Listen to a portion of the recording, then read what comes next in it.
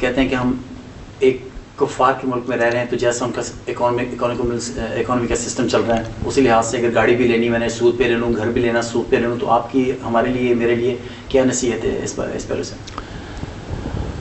دیکھیے، قرآن مجید نے جہاں محرمات کا تذکرہ کیا ہے 1 سے زائد مرتبہ، انما حرم علیکم المیتۃ والدم ولحم الخنزیر وما اہل لغیر اللہ بہ، کہ حرام کیے گئے ہیں تم پر مردار، خون، سور کا گوشت، اور جس پر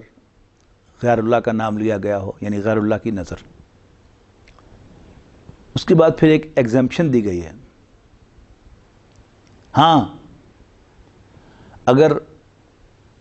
تم اضطرار میں آ جاؤ۔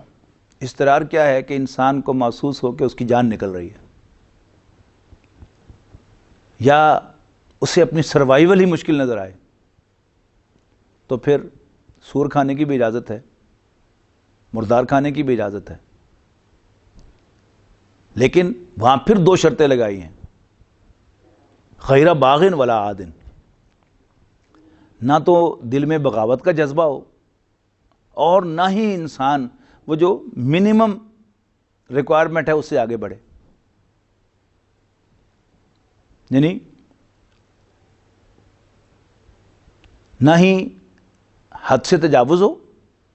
اور نہ ہی بغاوت ہو۔ تو اس کو مستقل اختیار کرنا، اس میں یہ دونوں چیزیں آ جاتی ہیں کہ انسان اللہ تعالیٰ کے حکم سے بغاوت بھی کر رہا ہے، اور جو منیمم ریکوائرمنٹ ہے سروائیول کے لیے اس سے بھی انسان ایکسیڈ کر رہا ہے۔ جب ہمارے ہی بھائی اللہ کے فضل و کرم سے وہ وہاں رہتے ہوئے بھی کرائے کے مکانوں میں رہتے ہیں اور کرائے کی گاڑی یا پرانی گاڑی پر گزارا کرتے ہیں، تو پھر